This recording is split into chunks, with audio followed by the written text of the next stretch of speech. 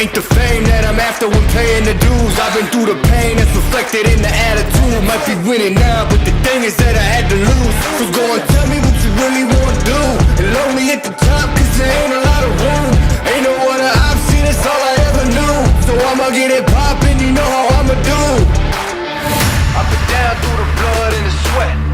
Guarantee you can know I'm a threat. I've been down through the blood and the sweat. And I ain't close to being done yet, I'm going all in. Yeah, I'm going all in. And I ain't close to being done yet, I'm going all in. Yeah. They know I'm going all in. What's up, ladies and gentlemen? It is your boy Niner Sickness with another podcast, the Niner Boys Podcast, accompanied with my good friend Pete. How you doing, sir? It is a beautiful day on Victory Tuesday. 49ers just handled business at home, and so much good stuff to talk about. You know, you had some little bit like it wasn't perfect, but I mean, if you watched week one this week, nobody was perfect. So I'm thoroughly excited about this team and about what's going to happen this season. Absolutely, brother. No teams were perfect. It's week one. Week one, a lot of times you're rubbing off the rust of the offseason.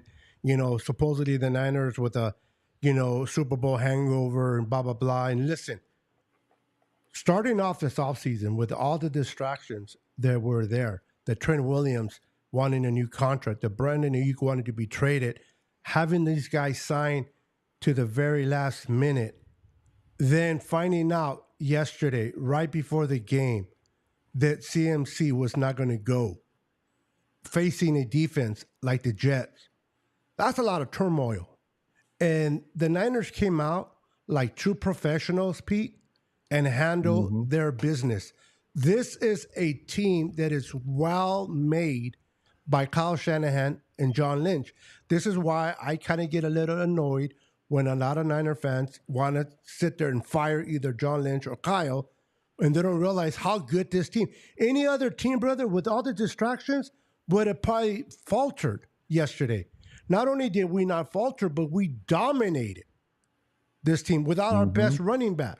Our backup that has never started, let's see, 28 carries for 147 yards, right between the teeth of that defense, bro. Come on. If this is not a Super Bowl caliber roster, I don't know what is.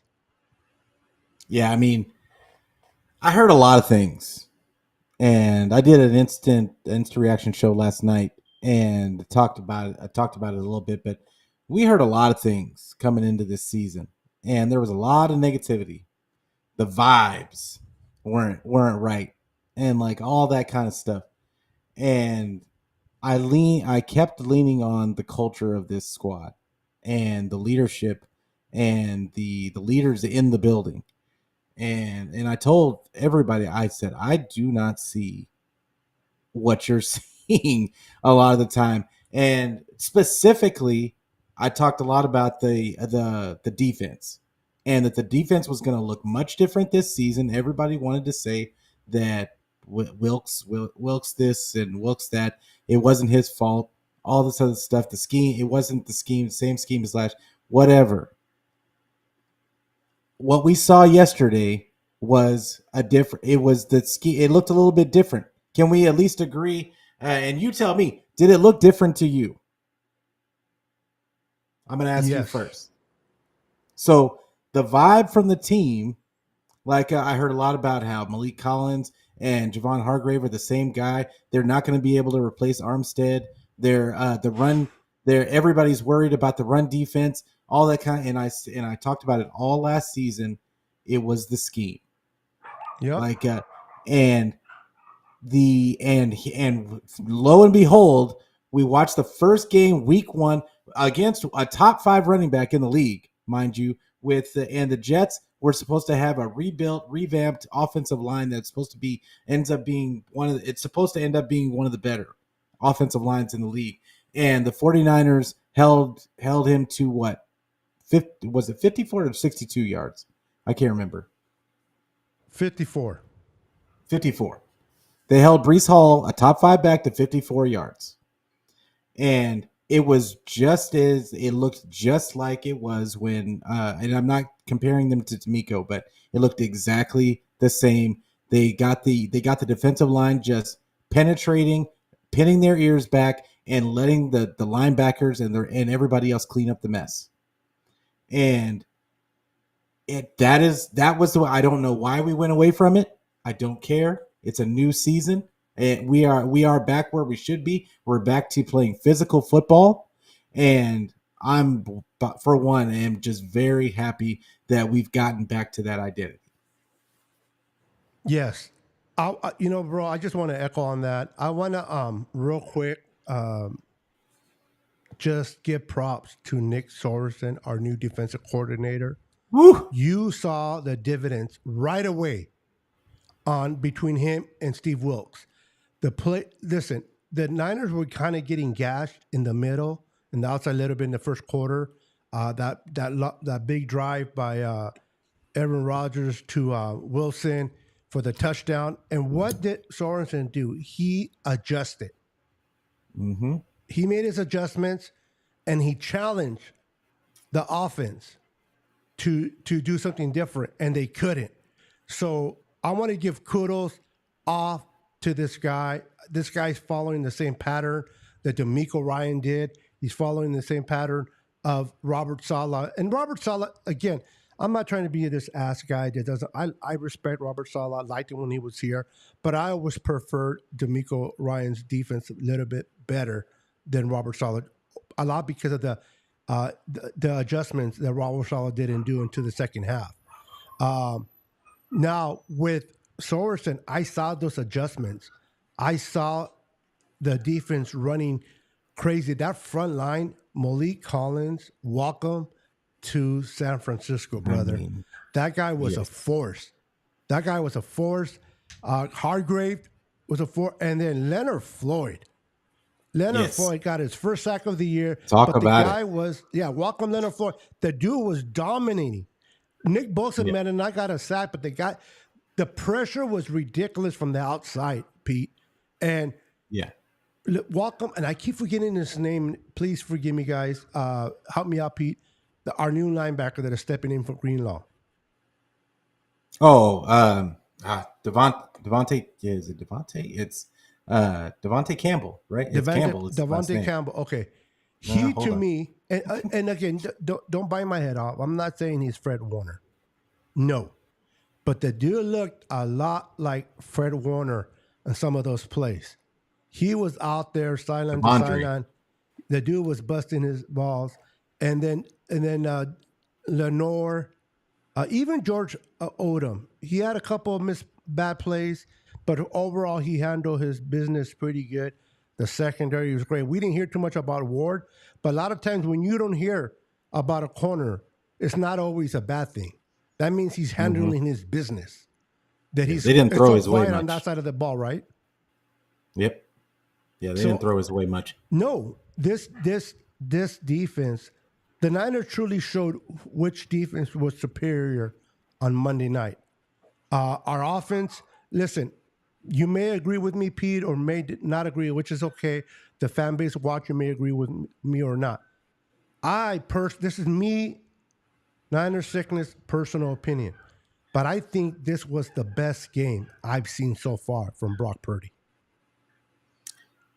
It's so I know what you're saying, and I know what you're talking about. I do want to mention something that I saw in the comments. Nobody's crowning anybody week one. Correct. We're talking about the vibe. Yes. And the vibe is different. I talked about it week one last year, and nobody's saying that Wilkes didn't have good games. But overall, there was obviously a disconnect. And I'm not even saying he's a bad coordinator. He just wasn't a fit for the 49ers. And that's not up for debate. No, he wasn't. It was it just wasn't a good fit. That's all. And I'm not even saying it was terrible, because if you go off of points scored and all that other stuff, like all the advanced metrics, like the defense was still top 5. But at the same time, it wasn't what we were used to. The run defense was far and away worse than it had been in the past. And like teams where it was more of a bend but don't break, and that's not Niner football, in my opinion. And it's not, at the very least, I can speak for myself and say that is not the style that I would like to see this team play. And I don't think it's the style that they're used to playing. What we're used to seeing from them is what we saw yesterday, which is just a bunch of them just hitting people in the mouth and making them fold. And like that, and I think that's more of what we're talking about. But as far as what you were saying about, uh, what was the question? That this I lost it. to my opinion, this is the best game that I've seen Brock Purdy play. Yeah. So Brock, okay. People are going to look at the stat line and they're going to say, "Oh, well, he didn't have any touchdowns. He also didn't have any interceptions." Like, but if you watched the game, like if you just look at the stat line, you'd be like, "What are you talking about?" But if you watch the game, there was obvious growth. Oh yeah, There was obvious growth in his decision making. He was willing to throw balls away, and when he should have, uh, he was just much more decisive. Like sometimes last year, he would feel the pressure of making a play and he would hold on to the ball. I saw him he was very decisive with where he was going with the ball, and he threw some dimes, like, and a couple of them were dropped. A couple of them the defense just made a good play on, and then there was the one where you just dropped it in the end zone, but he looked good.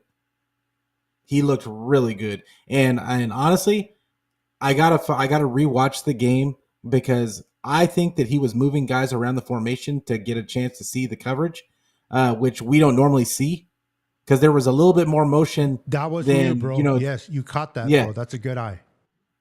like there was a little bit more motion than there had been in the past. He would do the motions, the speed motions, and like all that kind of stuff, but he was moving, like Jennings specifically, around from one side to the other. He would move the running back a couple of steps to the left or right, and there was obviously something that he was orchestrating there, which to me it sounds like growth.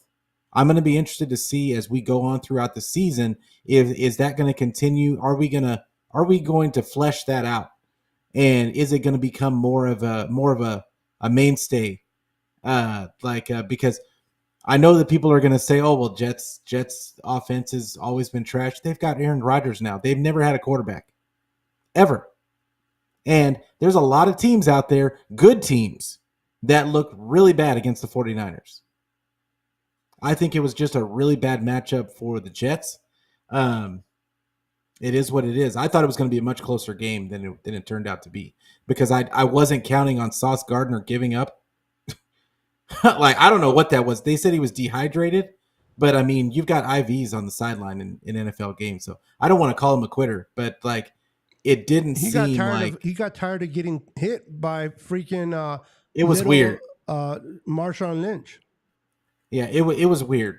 Like, so I don't know what happened with him, but he removed himself from the game, or they removed him from the game, and then they lost Mosley, they lost Clemens. I believe it was Clemens that went out early, and like there was multiple guys that, when you go up against the 49ers, like, it's a known fact that teams don't do well after they play the 49ers, because of the beating that they take.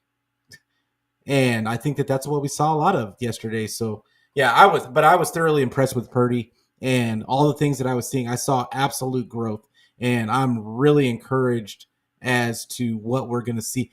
Jennings being as involved as he was, I thought was huge. I don't know about you. I love Jennings, bro. Jennings is so underrated for what he is called to do. The guy, I think they threw it four times that, and he caught, or 6 times he caught them all. Huge plays, plays that we need. I love Jennings. I love his development in this offense, and I love that he's only getting better. with the Brock Purdy situation, and we're gonna answer some of the comments that I seen on there. One of them by Gannon Brown that I'm interested in. But Brock Purdy, you're right. If you look What at up, the Damon? if you look at the stats, people might say, "Well, hey, Niner sickness, what are you talking about? Hey, Pete, what are you talking about?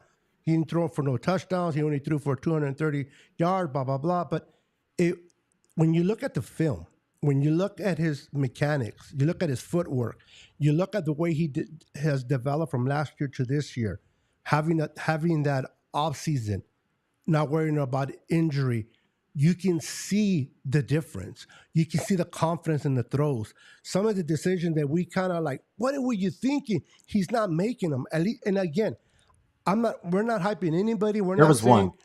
yeah, There was one. yeah. Well, no, but again, he wasn't perfect.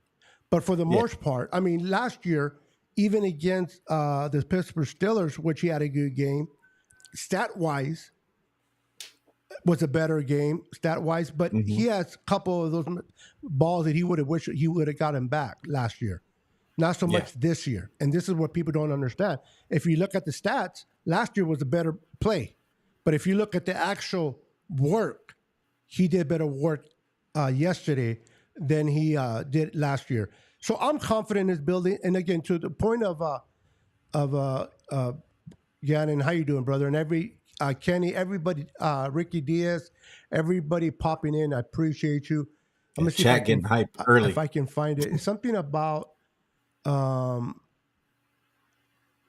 where is it? I should have just bring up his name.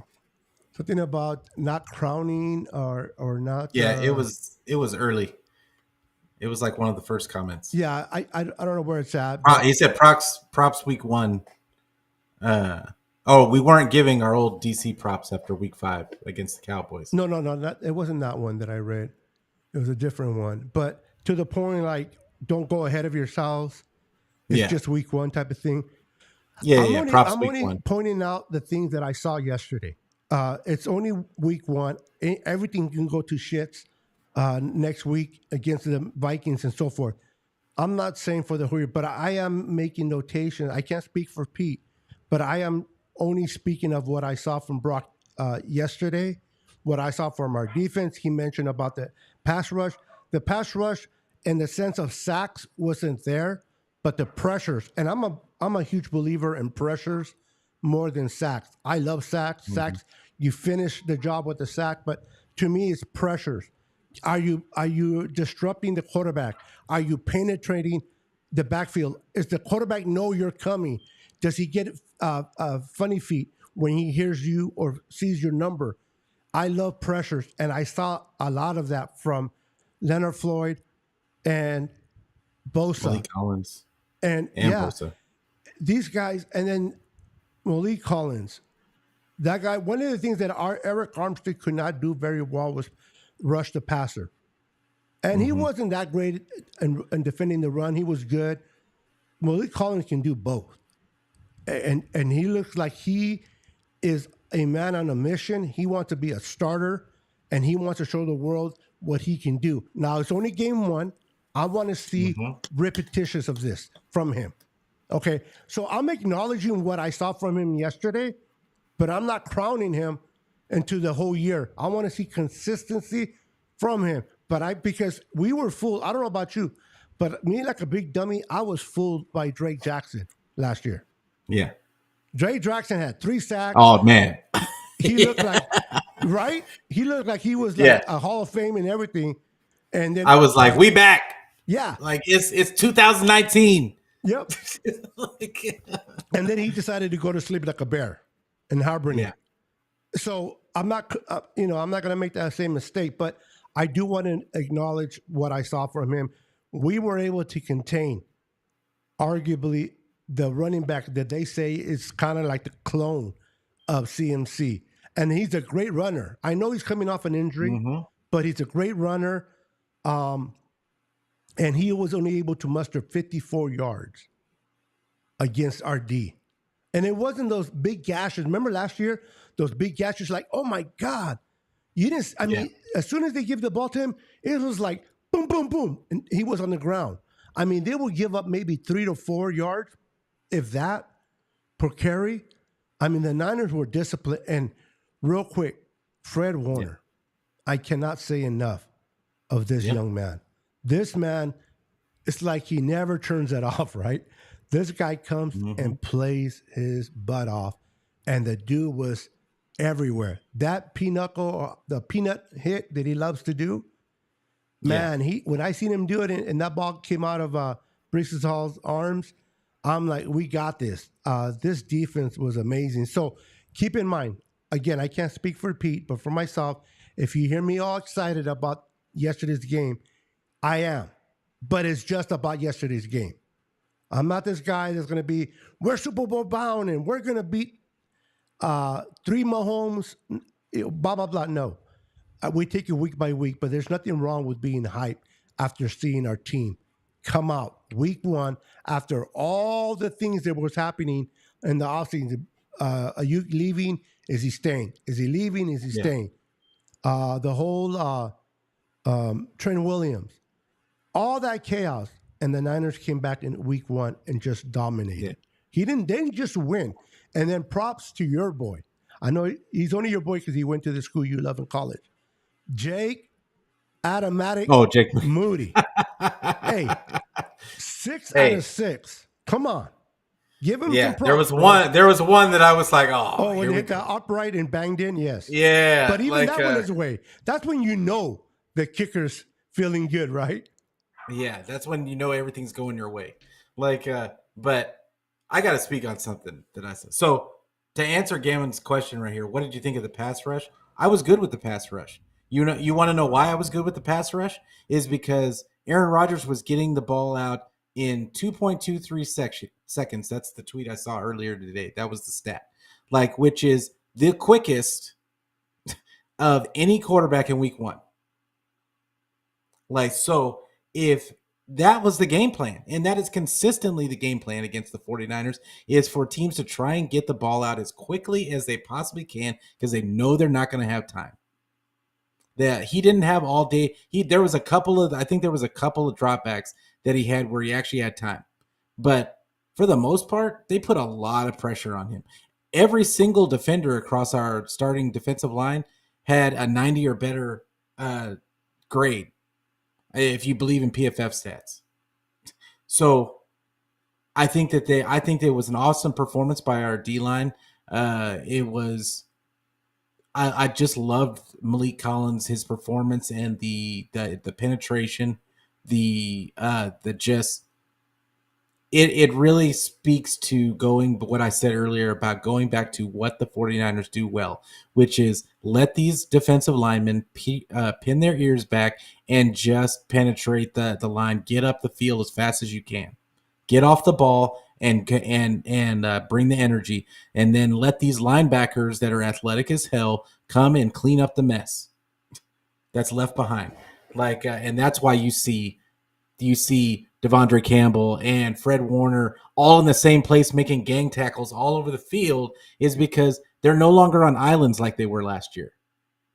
They were put in coverage a lot last year, and they were stuck on islands. And when they missed a tackle, it was glaringly obvious. The 49ers missed tackles yesterday. But guess what? There was somebody right there to clean up the mess. Yep. So that is the difference in the scheme. And so, like I said earlier, we can nitpick. It is week 1. Let us be excited about week 1 and what we saw. Nobody's crowning it. Nobody's saying that we're going to the Super Bowl and winning the Super Bowl tomorrow. Nobody's saying that, but let us enjoy today. Absolutely. The funny thing it was a great game. It was, like you said, it was a dominating performance. Yes. And honestly, they should have beat him by more. If we make a couple of catches because Brock Purdy was hitting guys in the hands, then it's a worse beating. But they dominated, even not playing perfect. And think about this. One more thing. They were still missing CMC. They were still missing Trent Williams and Ayuk hadn't had any practice, no training camp, and no preseason. Then they were still missing Afanga. They were still missing Dre Greenlaw. they don't have their Pearsall isn't like their rookie, their first round pick isn't involved at all because God bless him that he survived the all the shooting and that he's in a good place. They're talking about him coming back on week 5, which is just crazy to talk about.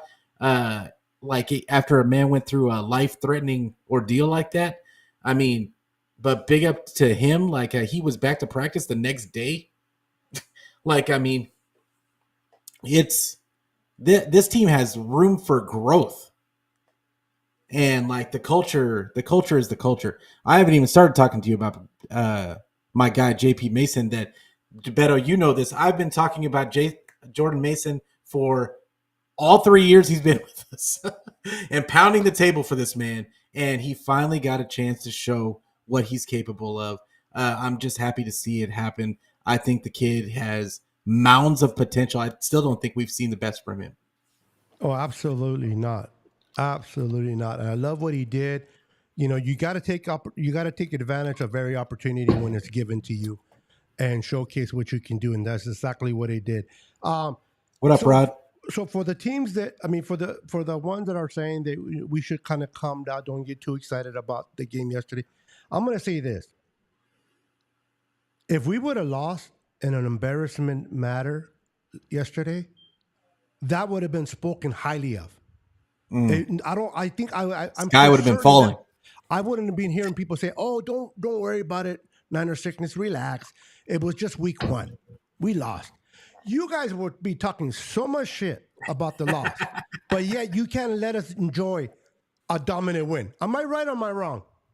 Oh no, you on point. Like, but you can't mess with our vibes.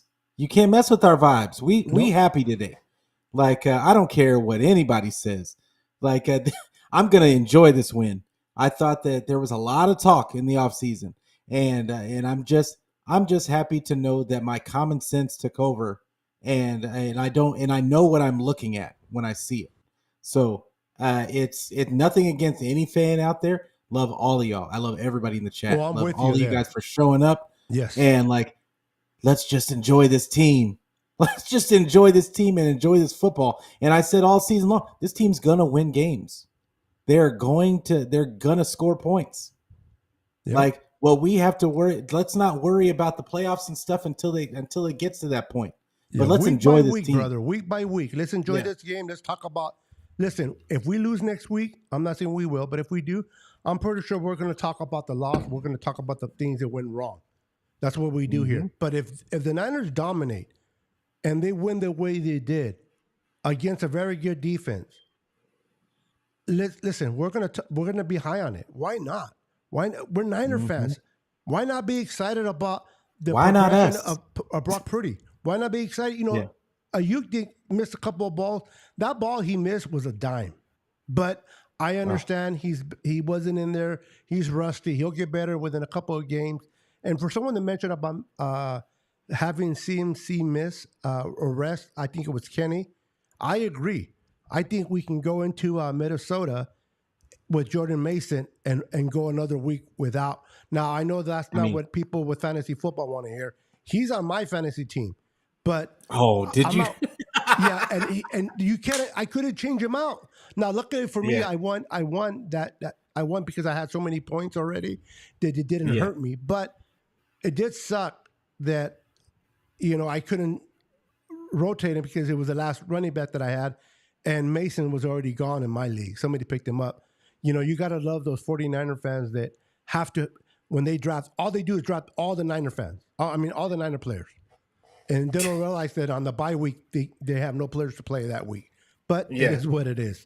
Um, let's show a couple of videos and then we'll get into a couple of comments. I want to get your thoughts on these videos.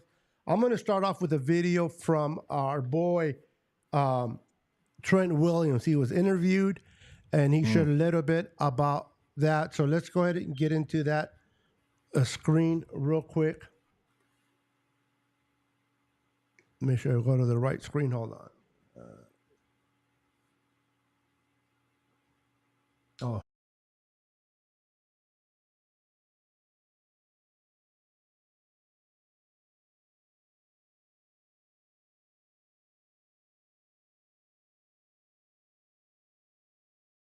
Let me know if you guys can hear it, okay?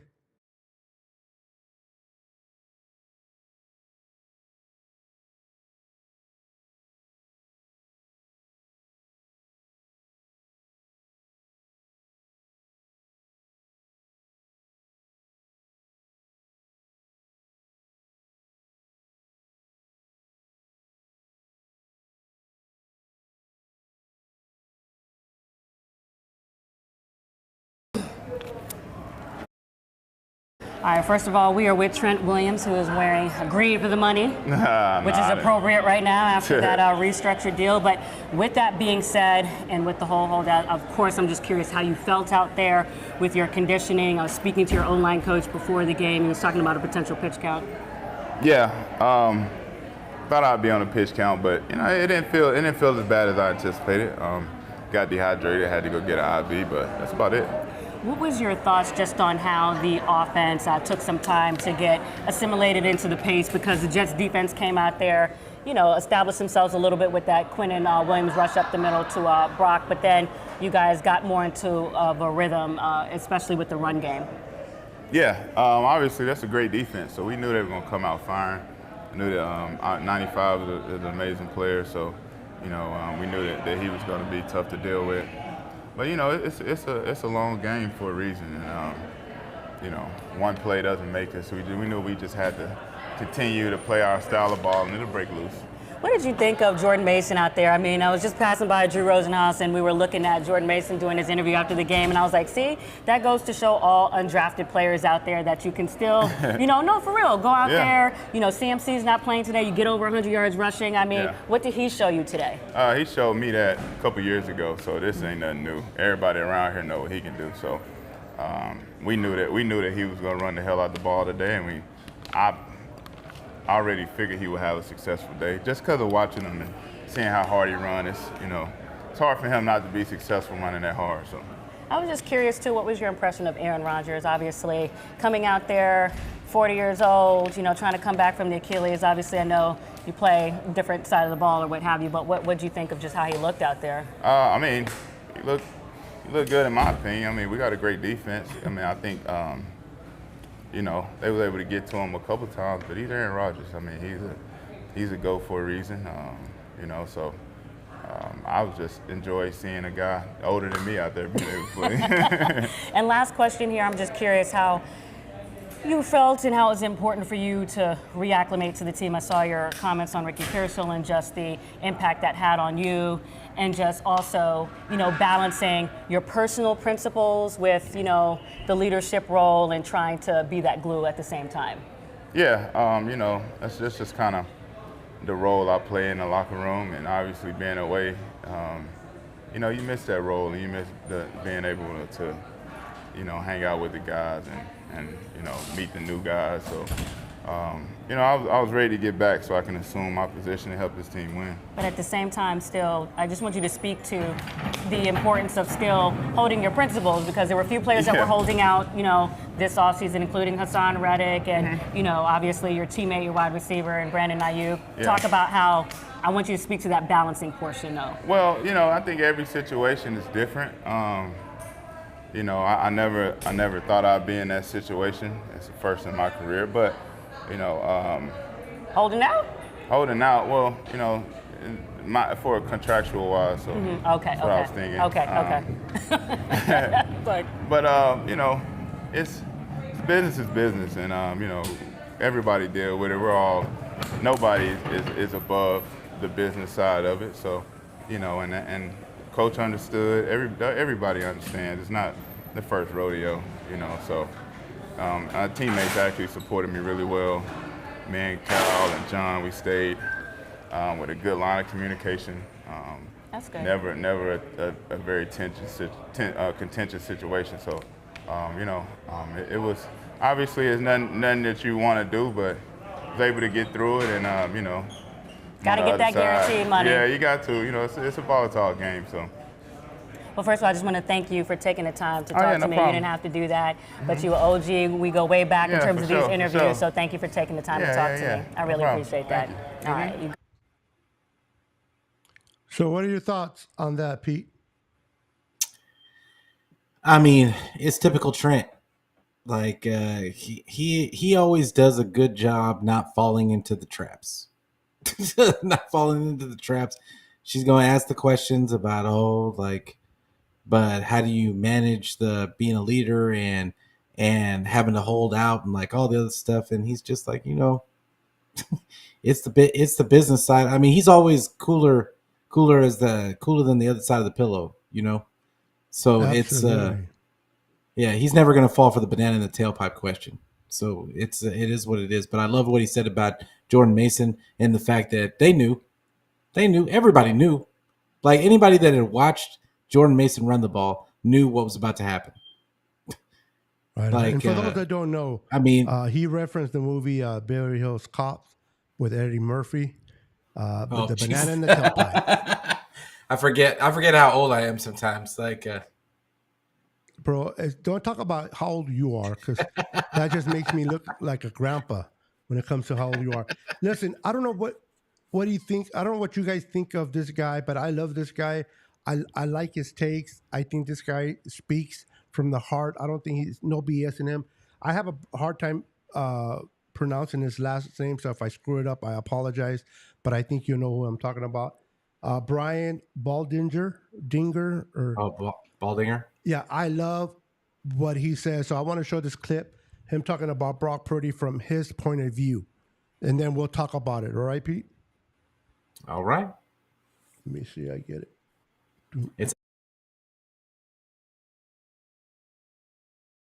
Watch how the 49ers create matchups. Watch how the 49ers create matchups and how Brock Purdy understands what they're doing. All right, that's Jawan Jennings going out wide to a bunch. Jets and man coverage. All right, now, you have to throw these passes on rhythm and timing. Remember now, right here, they got Ayuk on the safety. Ayuk didn't go to training camp. He hasn't been there. He's been there for a couple of days. This throw right there is out of Purdy's hands. Right to a spot. All right, beating the safeties. All right, there you go. Now you get this right here. All right, here comes Kittle in motion. Now, watch how they attack the safeties here. They anticipate the cover two shell right here, and they're going to attack both safeties. And watch how it just expands the defense right here. Ayuk and Jennings. Now, look at this hole that Jennings has to throw. Now, the protection's perfect, and he gets the ball to Jennings perfect. All right, now let's watch this. Sometimes you just got to play quarterback. This is a 7-step drop from under center. Just count them. 1, 2, 3, 4, 5, 6, 7. Now step up, hitch, step. But here comes Solly Thomas. Now you got to play quarterback. There's Ayuk. How can I get it to Ayuk right here? With Solly all over me. Oh, yep. Bam. 2nd and 9, 10 yards, first down. Got to play quarterback. Now you get this right here. You get this bunch here. It's 3rd and 4. Now, again, you got to play. You got to get the ball out of your hands, and you got to throw it with anticipation. They got exactly what they want. There's Jennings making the break at 5. The ball's perfectly thrown. Perfect. You can talk about all the systems you want. This is 2nd and 9, late 3rd quarter right here. Here you go. All the movement goes with Mason. Watch. Kittle, Pooney. Oh, that's Debo right there. They'll fake to Debo, right? All the Jets are moving. The defense line doesn't know what to do. They don't know what to. They're just standing there. And here comes Jennings, wide open. I mean, it's everything. It's Purdy. It's the motions. If there's a shift, there's a motion every play. There's the design, and then they know exactly what they're attacking for these first downs. Now they can hear us. Oh my God. So what's your thoughts? Yeah. I mean, it was a lot of what there was more than just those clips that Baldinger was pointing out. Like there was a lot of Purdy just orchestrating the offense, and some of those outs that he was throwing yesterday he was not throwing those last year. And there's subtle things, the little subtle things that he was doing that really showed me the growth. And I'm looking forward to seeing him grow even more as he gets more of his weapons. We didn't even see Cowing. I wasn't involved in the offense at all. No. And And I'm really interested to see what happens when CMC comes back. But then when Pearsall eventually works his way into the mix, how do they work him in? But I'll tell you another guy that really impressed me in that game, which is third and Jawan. He's not just a third down guy. He he is a really good route runner. And he's not the fastest guy, but he finds himself open in this offense. And whether you want to say it's scheme, whether you want to say it's his route running ability, it doesn't matter to me. He catches it when he needs to catch it. And he gets every yard that he possibly can. So but as far as Purdy goes, I thought Purdy did a masterful job not pushing. I think that the no touchdowns thing, he should have had at least one. He should have had at least one, but the thing is at least I think it goes to show that he is not so focused on the end result and getting the touchdown so bad that he's going to go outside of the game plan and push the issue when he didn't need to. There was never a point where he needed to push the issue, and he just stayed within the frame of the offense, stayed just getting those first downs, chipping away. And because he was, whether people want to recognize it or not, he was playing a very good secondary. So Absolutely. I thought that no joke. But Sauce didn't play. I would say he did play almost half the game. He wasn't hurt, bro. So that's on him. He wasn't hurt. But DJ Reed played really well. I thought DJ Reed, former Niner legend, he played well, and they do have other guys. Hold on for a second, real quick, Pete. Dina Harvey, good night. Thank you for stopping by. We appreciate you. Have a blessed evening, and we'll talk to you in the next show. All right, Pete, I didn't mean to interrupt. I just wanted to say good night. She's leaving. Yeah. Yeah, no worries. Hey, Dina, you have a good night. Appreciate you for coming through. But yeah, it was just I thought it was an excellent performance by Purdy. I'm just looking forward to all the growth that we're going to see. I think it's going to be even better down the road. Absolutely. And I'm going to play another real quick video clip. This one here, not so much in the comments, but she's a cutie. I liked watching her. You're going to know who she is. Adams? Yes. Yeah. She's just a cutie, man. So if you don't like her takes and you're a guy, just enjoy the visual. Hold on.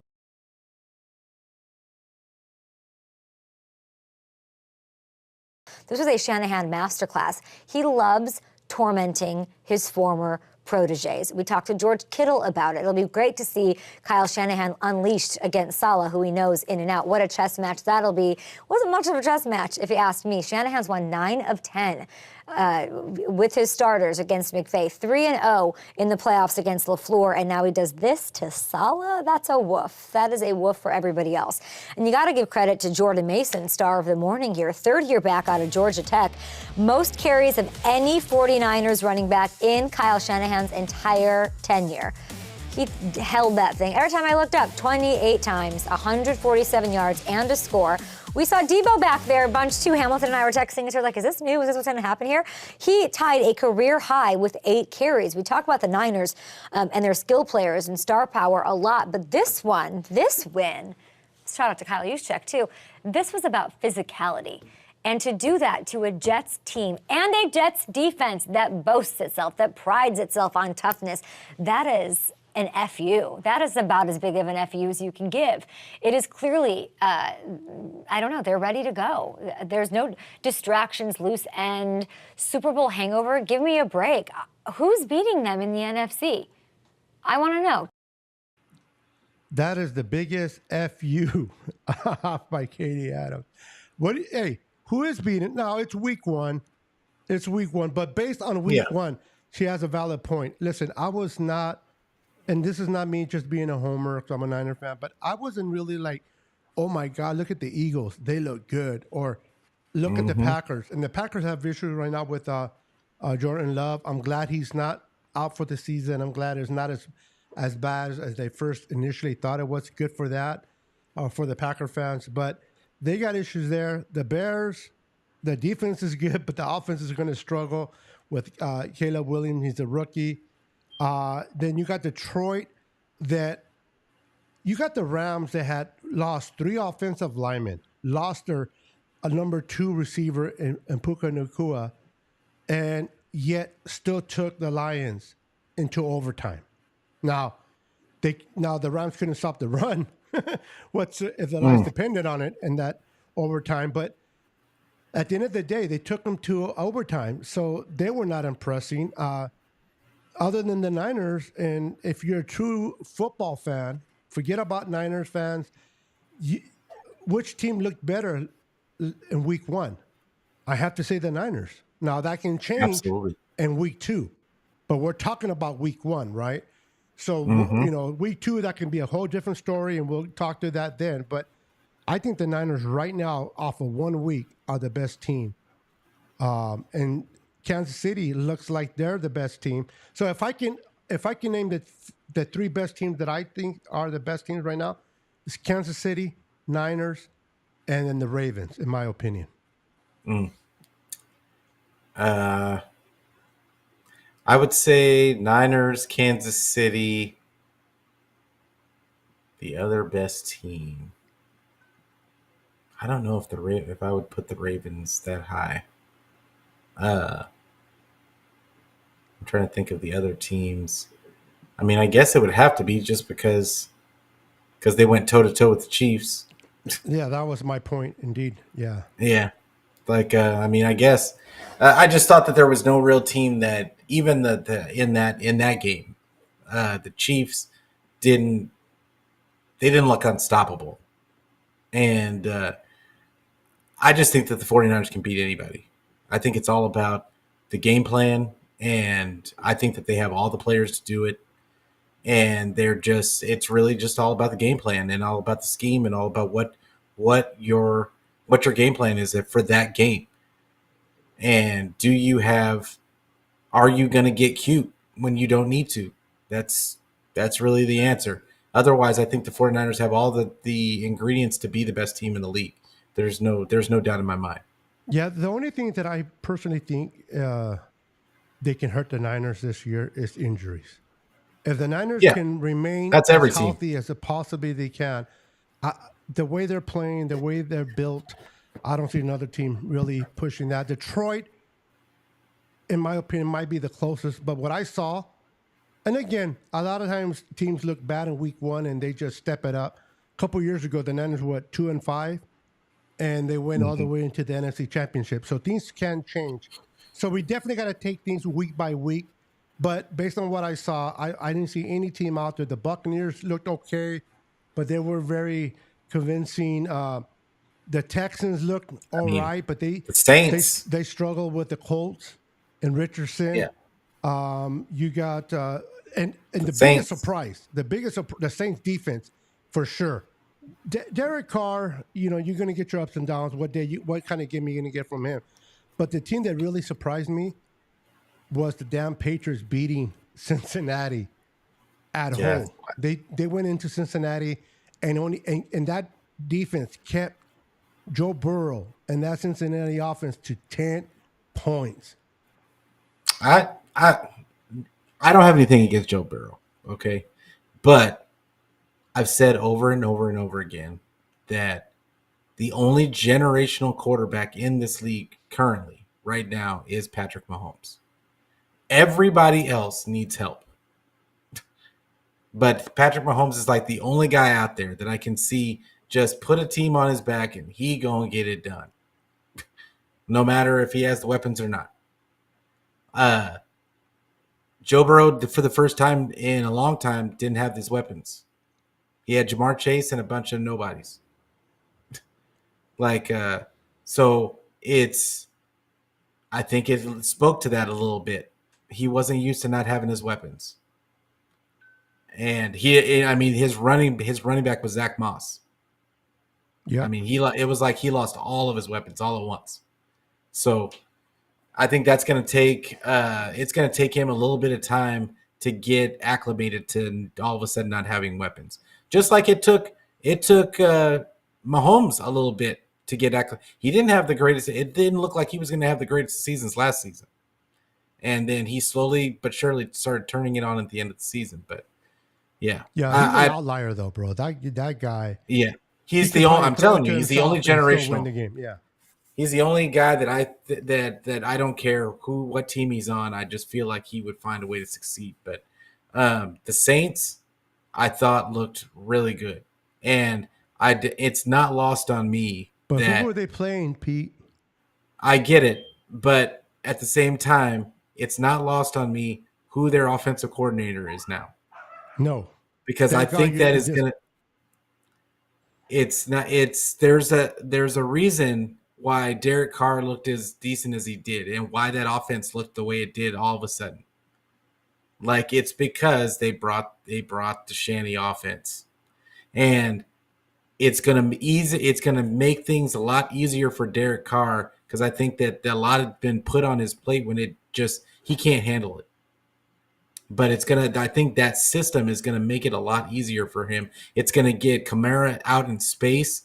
It's gonna create space mismatches all over the field, because they've always had weapons. It was all about the scheme, and they didn't have a good scheme. And now that with them bringing that, I mean, they look like they were having fun. And I get it that they were playing the Panthers, but it doesn't matter. They're an NFL team.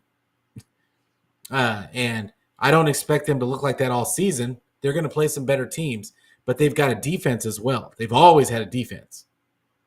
And that defense is going to keep them in games regardless. So, I just watch out for the Saints. That's interesting. That is interesting. Will the Niners beat the Vikings? Listen, all I can say about this, I think the Niners will We handle can't their lose business. to Sam Darnold. But I can tell you a little bit of history. The last time the Niners won in Minnesota, Too. not necessarily the stadium, but in Minnesota, you're right, Pete. 1992. Let that sit in. The last time the Niners won in Minnesota. I was still in high school. Wow. You see, I am definitely older than you. I think I was already married. But no, I wasn't married. But 92, you said? 92. Oh, yeah, I was engaged. But anyway. I was a freshman. Wow. Yeah, I'm old. Thank you, Pete.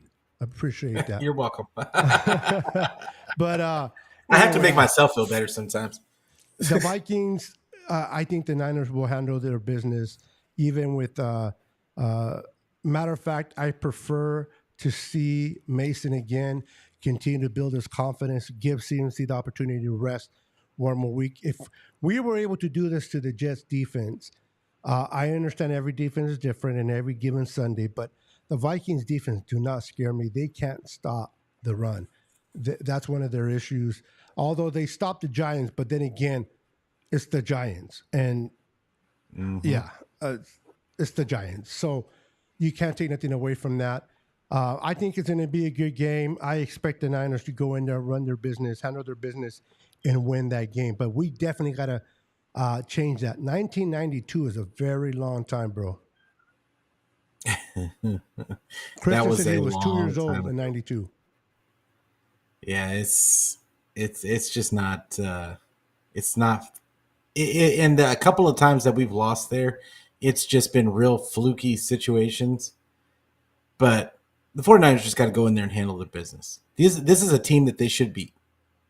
And that last year, we were still missing Trent Williams and Debo, I believe.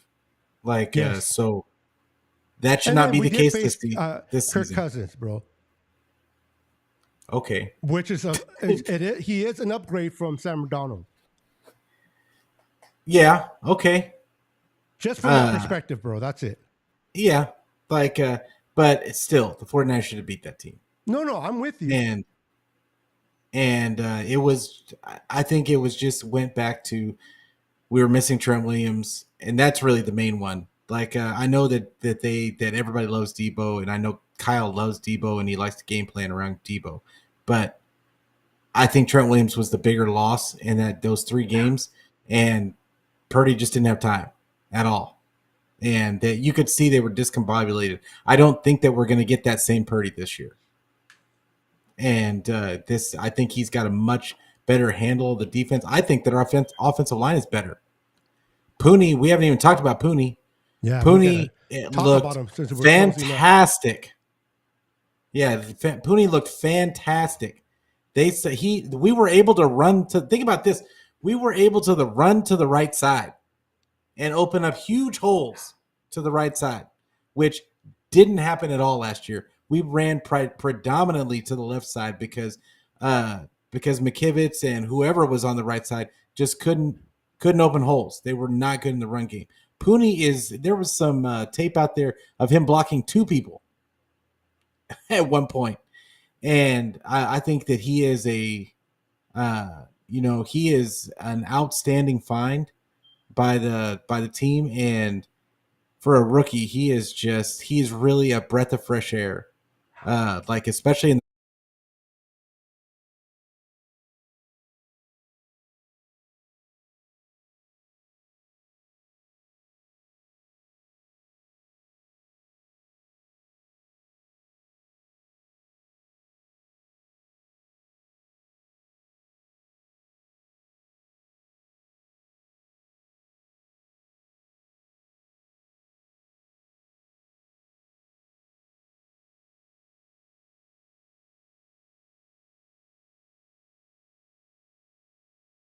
It was real fun. I had a lot of fun. It's a fun team to play for.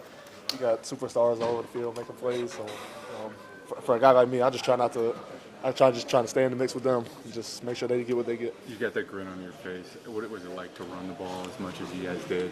I love running the ball. The fact that we're able to just do that, I think we had 37 carries. Anytime you get 25, 30 plus carries, it's probably a good game. So it's kind of just like an O-line running back thing. Just kind of put your head down, and the receivers too. They do a hell of a job blocking. So it was real fun. I had a lot of fun. It's a fun team to play for. You got superstars all over the field making.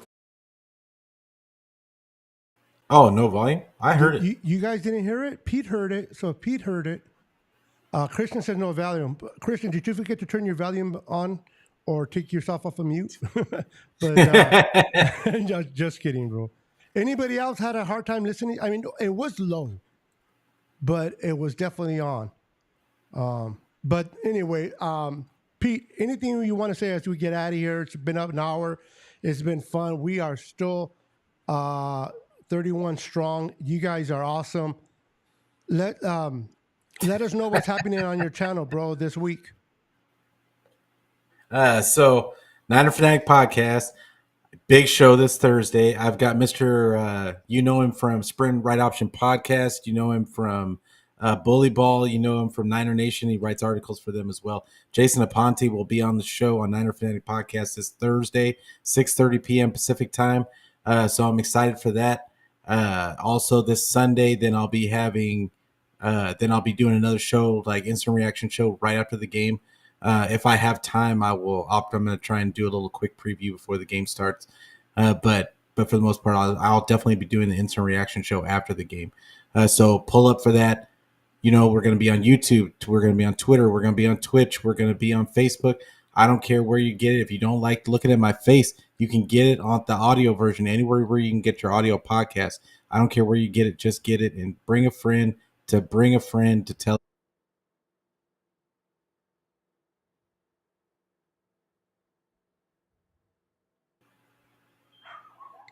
Go ahead, bro. And that's it. That's it. All right. I just wanted to put all your channels on top of you so that they can see everything you got going on, brother. Oh yeah, I'm everywhere on socials. Like I'm on Instagram, I'm on Threads, I'm on Facebook, I'm on Twitter. He's on steroids. He's on the pipe. Hey, no, just kidding. Whatever it takes to get through it. Oh, easy killer. Easy killer. Real quick, I just want to make sure that I want to give kudos to everybody in the chat. I say this all the time. You guys are definitely the MVP of the night. Without you guys, we are nothing. We're just talking to each other. Thank you for showing up, showing out. Thank you for being so involved in the comments. We truly appreciate each and every one of you in the chat. give you a hand of applause. Thank you. Love y'all. Thank you. Thank you so much for tuning in. As for me, every Tuesday, I am here with Pete, my boy Brandon. On Thursday, I'm going live at 5 p.m. Pacific Standard Time with Jess from East Coast Red and Gold, the Niners Now podcast. And then on Sunday night at 8:15 Pacific Standard Time, I call Niners After Dark.